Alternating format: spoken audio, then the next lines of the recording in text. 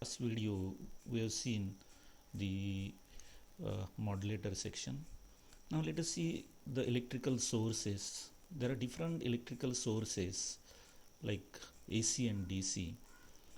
Uh, if you are using DC drive, then DC electrical source is used, and the DC you can obtain either from the DC generators or solar panels or the batteries.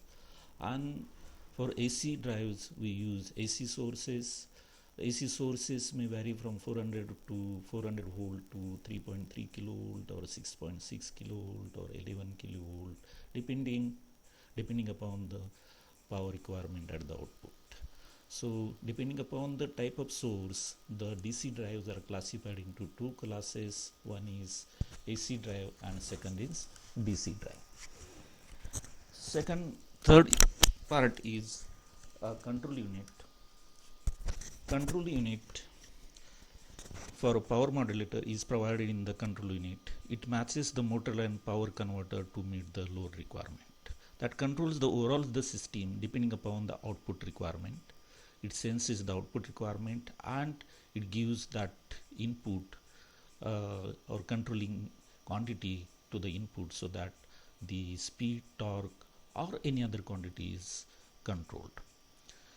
And that sensing part is carried out by the sensing unit. So in sensing unit, the different types of sensors are used like speed sensor, torque sensor, position sensor, current sensor and temperature sensor. The speed sensor senses the speed of motor. So if you want to control the speed, that speed component is very important, and that speed component, if you want to decrease or increase the speed, that corresponding quantity is compared with the set quantity, and that controls the speed of drive. Second sensor is torque sensors. There are different types of torque sensors. Position sensors, there are different types of position sensors. Current sensor, voltage sensors.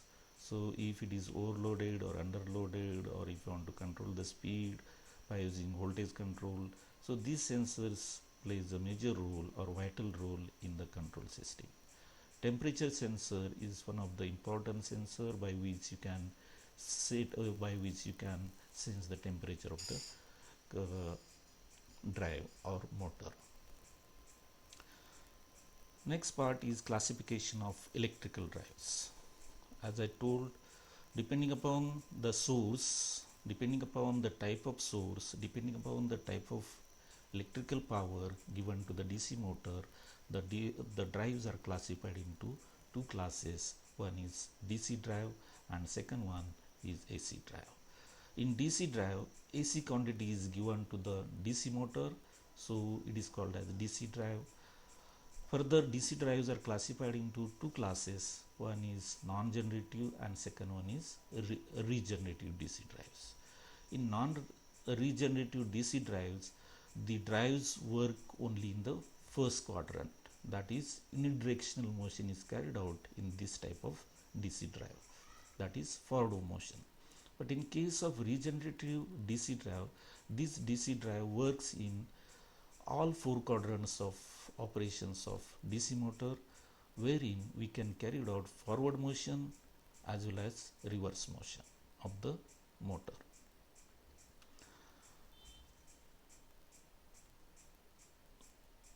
Now, next point is microservais electrical drives. All controlling is carried out if with the microcontroller, then that type of electrical drive is called as microservais DC motor drive. This is the block schematic of microservais DC motor drive, wherein the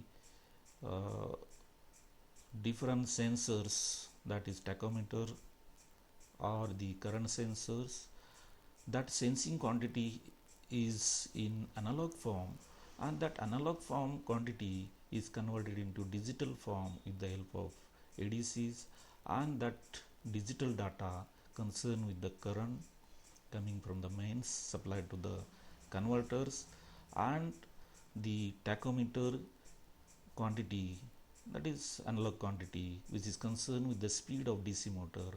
That digital data concerned with these two quantities is read by the microprocessor, and depending upon the requirement at the output, that is speed of the output or the speed of load or the torque requirement of the output, that concerned quantity is given to the DACs at the output of microprocessor port, and the data is given to the logic control circuit, which controls the firing angle of the converters, that is source modulators, which controls the voltage, or power modulators, which controls the voltage given to the DC motor. So in this fashion, the controlling of whole parameters or the controlling of DC motor is carried out with the help of microprocessor. So it is called as microprocessor based DC drive. This is microprocessor based AC drive.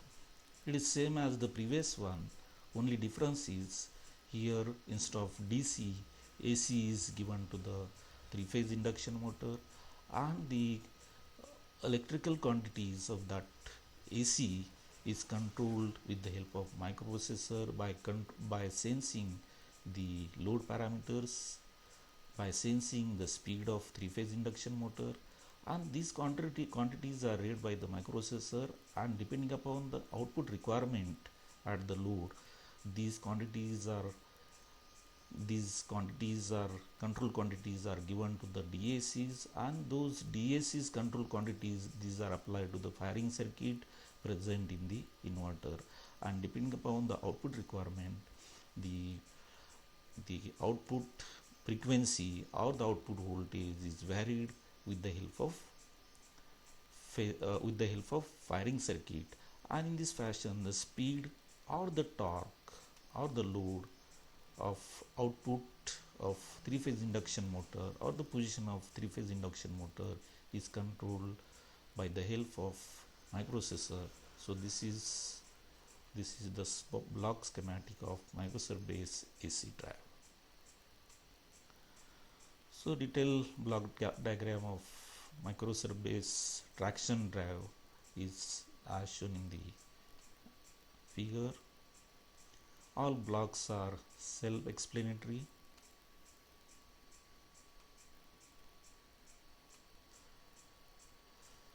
Now applications of electrical drives, where you can use electrical drives. Some of the applications are specified over here, that is traction systems, lifts, cranes, electrical car, in different industries where the requirement is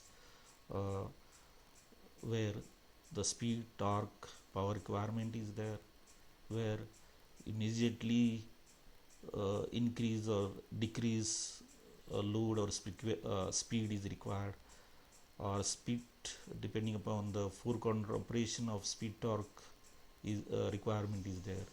So depending upon the requirement of industries, the different electrical drives are used.